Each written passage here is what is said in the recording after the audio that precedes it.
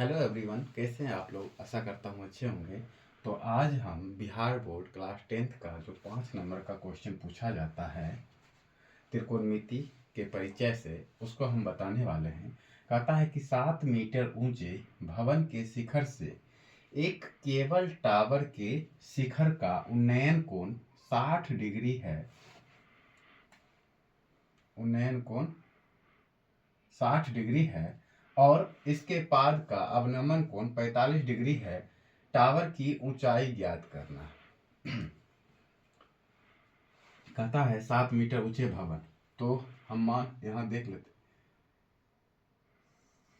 ये हम एक भवन ले लेते हैं, इसको हम ले लेते हैं 7 मीटर। ठीक, ये हमारा एक भवन है और कहता है कि भवन के शिखर एक टावर केबल टावर ना, तो ये ले लेते हैं एक टावर। क्या कहता है, इसके शिखर, भवन के शिखर से, तो भवन का शिखर ये है, इसके शिखर से उन्नयन कोण का अर्थ हो गया कि ऊपर वाला कोण, यानी कि उन्नयन कोण क्षैतिज से ऊपर की ओर जो कोण बनता है ना, उसी कोण को कहते हैं उन्नयन कोण। तो यहां से हम इसको क्षैतिज ले लेते हैं। ठीक, और फिर क्या कहता है, शिखर का उन्नयन कोण 60 डिग्री है। ये कितना है, ये हमारा है 60 डिग्री। और इसके पाद का अवनमन कोण होता है कि क्षैतिज तल से नीचे की ओर जो कोण बनता है वो होता है अवनमन कोण। तो यानी कि यहां से नीचे की ओर ये कोण, ये क्या है, ये हमारा हो गया अवनमन कोण। और ये कितना डिग्री है, 45 डिग्री। ठीक है, इसको हम मान लेते हैं ए, बी, ये हो गया सी, ये हो गया डी, और ये ले लेते हैं ई। अब ये एक समांतर चतुर्भुज बना रहा है, और यानी कि ये कोण 90 डिग्री, ये भी कोण 90 डिग्री, यहां भी बना रहा है 90 डिग्री, ये भी बना रहा है। अब हम लिखते हैं हल। माना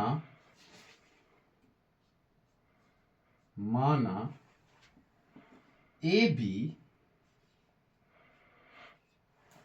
एक 7 मीटर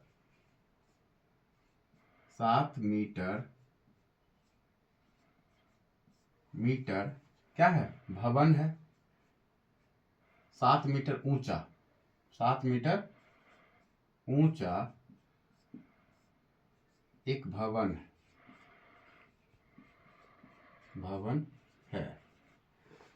और सी डी क्या है, एक टावर है, तथा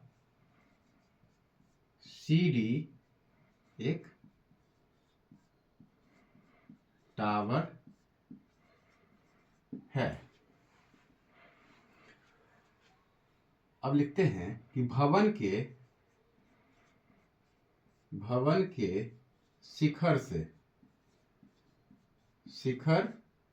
से बीडी यानी ए यानी लिखते हैं भवन के शिखर से बीडी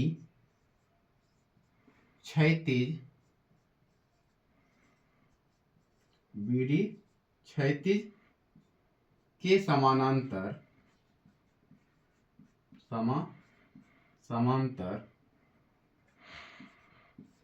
एक रेखा क्या, ए ई खींची। ठीक है, बीडी यानी क्षैतिज रेखा जो हम खींचे हैं ए ई, बीडी के समानांतर है। अब हम समझते हैं,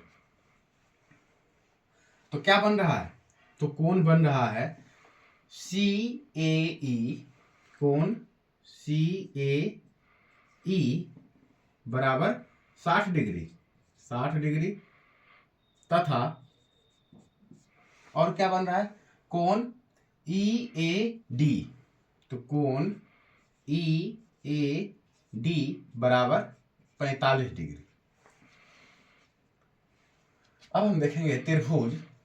देखो पहले इस त्रिभुज से चलेंगे, यानी त्रिभुज ई ए डी में ना, त्रिभुज ई ए डी में या ए ई डी में, तो लिखते हैं त्रिभुज ए ई डी में कितना 45 डिग्री।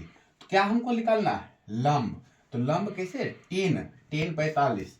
तो हम लिखते हैं टेन 45 डिग्री बराबर टेन थीटा बराबर क्या होता है? लंब बटे आधार। तो लंब क्या है? ईडी।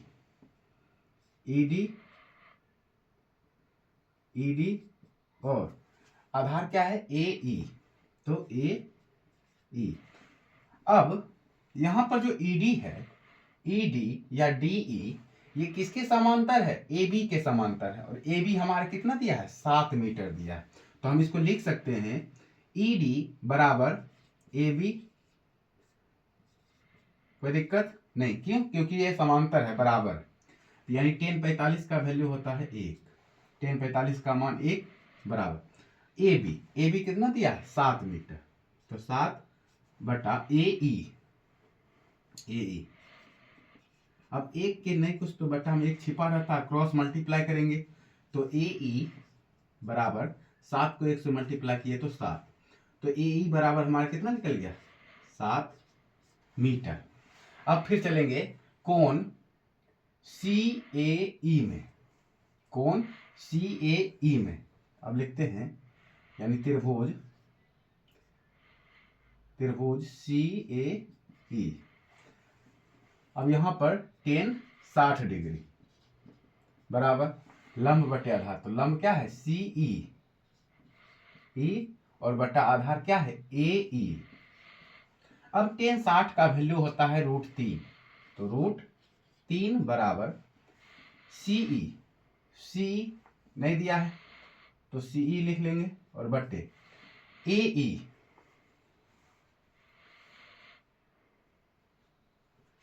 ई हमारा कितना निकला है? ए हमारा निकला है 7। तो बटे 7 नहीं कुछ तो √3 के बटे में 1 क्रॉस मल्टीप्लाई करेंगे तो सीई बराबर 7 √3 को मल्टीप्लाई करेंगे 7 √3। तो सीई हमारा निकल गया 7 √3। अब क्या कहता है कि टावर की ऊंचाई ज्ञात करना है। तो हम लिखेंगे अतः टावर की